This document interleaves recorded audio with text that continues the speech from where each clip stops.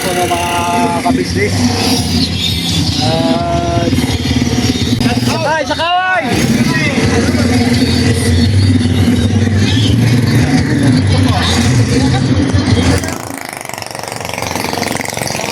Oo! Pagpalang araw po sa ating lahat mga kabisnes at mga kapapi. Shoutout po sa Luzon, Visayas at Mindanao. Mga kabisnes natin dyan. Kamusta na po kayo mga kabisnes? Siyempre mga kabisnes natin sa ibayong dagat.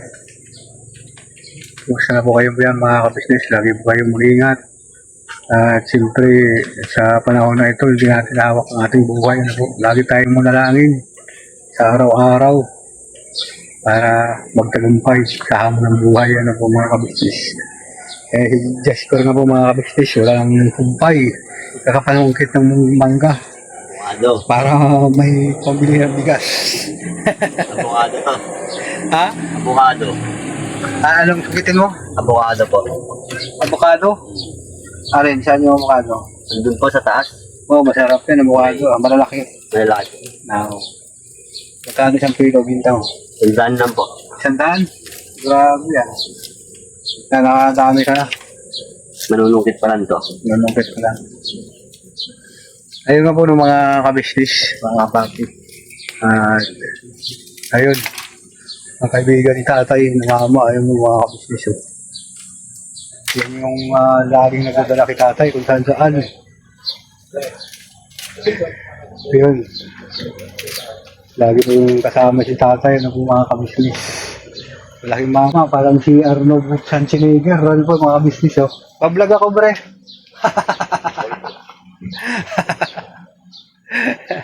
Ito po siya mga business siya po yung laging nagtatangay kay tatay hindi po naka-stay dito sa bahay. Yung nakaraan po mga kabisnes na okay lang naman yun vlog naman.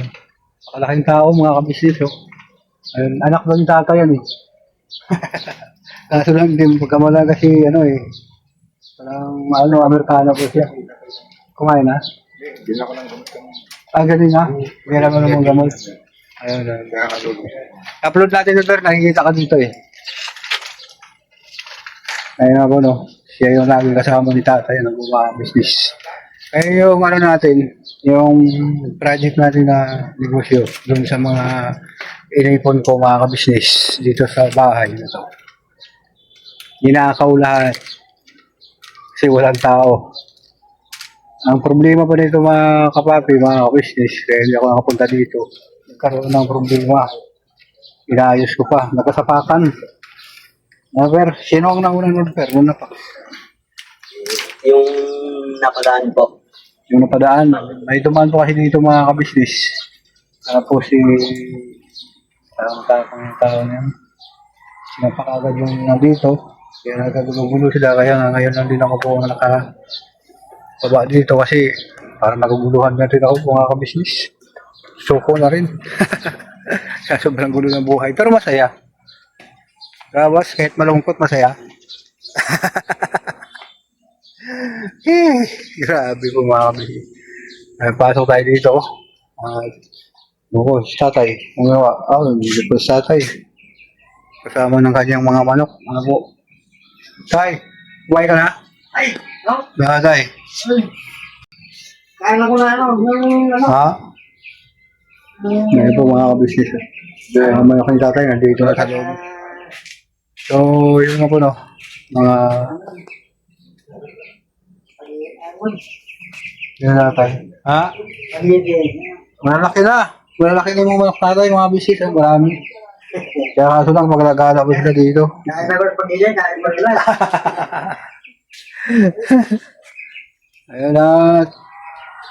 Naubos. Walang natira. Tay.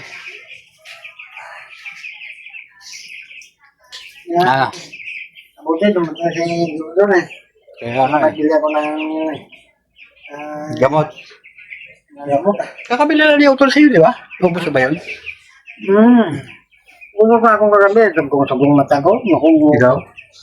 Sabong mata ko kagabi. Ako rin. Gamag-gamag. Ganun? Ako.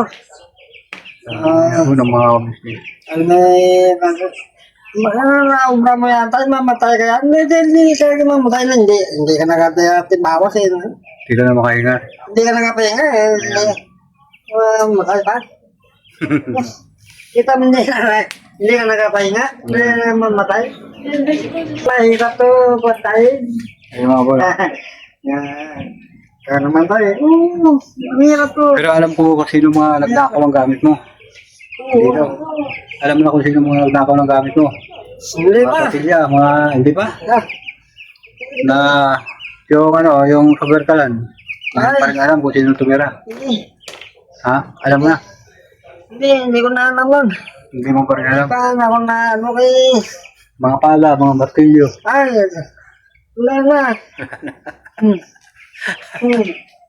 Sinabi yung makuha. Sinabi yung makuha. Ayun nga po ng mga kabisnis. Yan yung mahirap. Mapala ko. Martilyo. Ilang martilyo? No, masalahat kasi isa tayo kasi gala ng gala. Ano po mga kabisnis? Saan siya pumunta? Yan, medyo maliwanag dito. Martilyo. Ano ba, okay na? Okay na yung panungkit mo? Lumit nga lang to. Ha? Lumit. Lamit. Wala akong Pero makita okay naman. mga bang-abang kawain eh.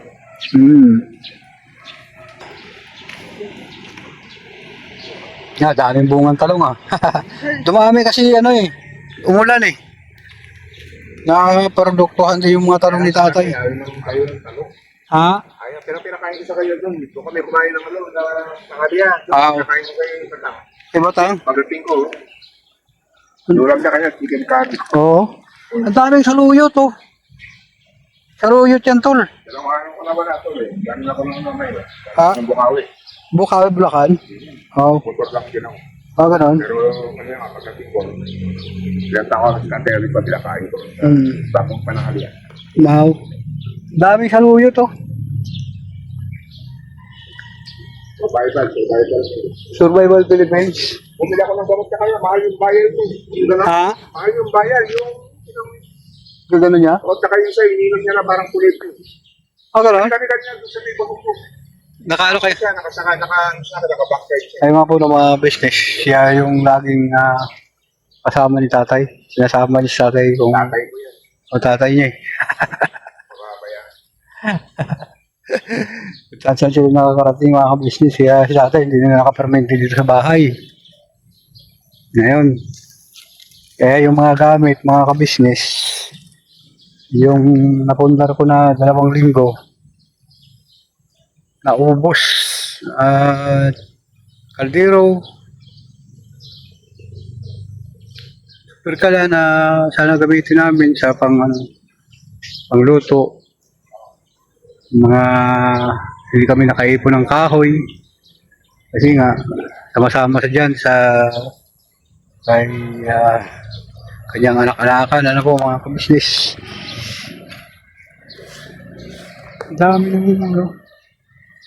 Dami nilang pinupuntahan na lugar yung kung saan sila pumunta. At ako, bumiyahe din ako mga kabisnes, kaya hindi ako nakapatid dito sa lugar na to dito kagad kasi sobrang sama ng aking loob na nawala yung mga pinag-anuhan ko, kaya sama ang loob, pero masaya na din ako mga business kasi si tatay okay naman, pero kagabi sinumpong na naman siya. Ano po mga business, wala ako dito mga business kagabi kasi yun nga, hindi ako bumaba dito ng ilang araw kasi yun nga ang aking nabalitaan na nagkasapakan na naman sila dito, nagkaroon sila ng gulo. Kaya ayaw ko na rin makialam mga kabisnis. Nagsasawa na ako sa ganitong pamumuhay. Wala nung maliit hanggang sa paglaki. Ganito pa rin. So, yung ano ko, yung layunin ko ngayon, mag-ipon na mag-ipon. Ayun nga, gusto ko magpunta doon sa kabisnes house. Yun, nagpunta sa mga kami ni Utol Bugi yung nakarang gabi. na kinakumusta ko. Pero hindi ko lang po alam kung sila ni Kuya at ka business kung kumusta sila, kung ano po ang kanilang kalagayan niyan kasi nanonood naman ako sa kanilang mga vlog. Ngayon medyo okay naman. Kasi nalibay papaya. Siyempre, namimiss ko rin yung mga kapatid kong pagbuang ano po mga kabisnes. Lalo na si Papaya, ano po mga kabisnes ang kulit niyan pagka nagkita kami. Lagi akong buong. Ayun. Siyempre, hindi ko po alam mga kabisnes kung bakit ganito yung aking pag-iisip habang tumatanda. Parang gusto na lang na lagi na lang pahinga. Parang wala na akong ganang kumilos. Wala nang ganang kumilos. Tapos, parang ganito siguro talaga mga kabisnes. Parang wala nang ganang kumilos pag may edad na. Tapos, overpatig na, over sa trabaho. Ayun, ganito pa rin ang buhay. So, yun nga.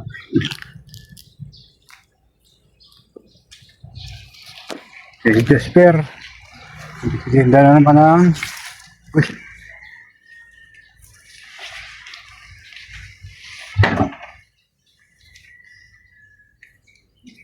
Mga ano? Manguha ka na, Per. So, after po mga kabisnes. Hindi na ako Oh. Ayan. Ayan mo na. Oh.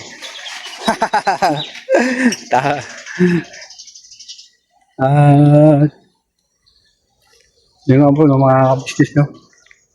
Magbiyahe na lang ako. Pero nagtatampo din po ako mga kabisnes. Dahil yung ilang araw ko na pinag-ipunan, yung huling vlog ko, yung nakaraang linggo pa. At sinabi ko na mag-ipon kami ni tatay ng kahoy na para dun sa aming gagawing negosyo. Ang ginawa naman niya, mama sa mama, dun sa kung saan nakapunta. Hindi po kami nakapag-ipon. Yan po mga business. Pero okay naman po sa atin mga business. At